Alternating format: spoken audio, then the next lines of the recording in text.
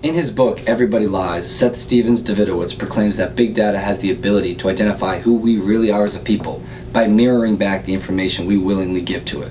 He argues that conventional surveys and experiments prove to be unreliable when trying to find the absolute truth. He asserts that asking people for truthful information directly, even when anonymous, will yield inaccurate results, because in fact, everybody lies. Stephens-Davidowitz breaks down the massive titan that is big data into 4 specific powers. These powers define his logic as to why this relatively new phenomena is so vital in determining who we truly are as a people. The first power of big data is that it offers up new types of data. With the advent of Web 2.0, sites are constantly collecting a plethora of information. This data is incredibly useful in determining the desires and inner workings of people. It contains a variety of unique data sources covering a wide range of topics. The second power of big data is that it provides honest data. Stephens-Davidowitz describes this element as the digital truth serum. He declares that people are significantly more honest in their Google searches than any other traditional source. People have something to gain out of searching for their answers. Otherwise, they wouldn't be looking on Google. The third power of big data is how it allows us to zoom in on subsets of people. This concept revolves around being able to find very specific information about very specific people in very specific places. Having the ability to zoom in is what makes big data so versatile and so telling.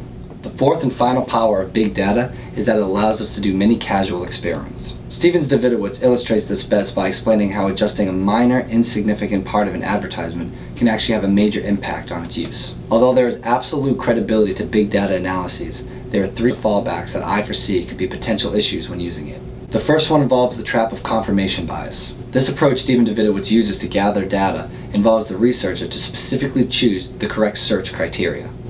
According to an article on Psychology Today written by Dr. Shahram Heshmat, confirmation bias occurs from the direct influence of desire on beliefs. It is entirely possible to search the Google Trends in a way that will help solidify your point. I'm not arguing that Stephens-Davidowitz uses this during his investigations, but it is an issue if big data was to become a more prevalent social science. Like any good science, you should first state your hypothesis and then strive to find examples that prove your initial thoughts incorrect. By doing this, you can validate your claim and deter criticism. Heshmat concludes that this is perhaps a true definition of self-confidence, the ability to look at the world without the need to look for instances that pleases your ego. The second foreseeable trouble with big data is that it relies heavily on its enigmatic nature. Stephens-Davidowitz argues at the end of his book that he hopes big data will come more into light and be used more prevalently. However, big data could contradict itself if it were to become a more well-known and practiced social science. If people start to feel insecure about their Google searches, it could potentially alter how they search for things, which would curb big data's integrity altogether. A New York Times article on Google Trends prints out it's becoming increasingly clear that sites gather and retain logs of individual searches. It goes on to say how these logs also contain an individual's IP address. Sites gather this information and sell to marketers and other companies. This jeopardizes the entire process. How comfortable will people be if they start seeing court trials using people's individual searches as evidence against them? In the end, it could end up turning on itself if people feel that their privacy is in danger. The final fallback to this type of data gathering is an argument of legitimacy. Big data doesn't always paint the perfect picture of who we are. Currently, if you were to type, "Why does my wife?" into Google, the #1 search result is, "hate me." What does this tell us? That most men are hated by their wives? What if we change just one word, "why," to "what"? The conclusion is, what does my wife want for Christmas? All of a sudden, this doesn't seem so pessimistic. However, what do these 2 questions have in common? Both require an answer. People don't have the need to search, "Why does my wife love me?" because that doesn't crave an answer like its opposite. Tom Goodwin, the head of innovation at Zenith Media, wrote in an article titled "The Dark Side of Big Data" that big data doesn't get how weird we are. People are irrational. They do things for strange reasons that even they don't understand.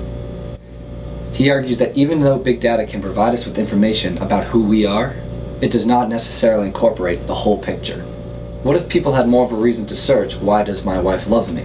Perhaps then that would be the #1 search trend. Ultimately, I enjoyed Everybody Lies and do agree with most things that Seth Stephens-Davidowitz claims. However, I think there are some elements of big data that do need to be addressed in order to ensure its accuracy in identifying data. All that remains is how it will evolve over time and how in the future it will affect our day-to-day lives.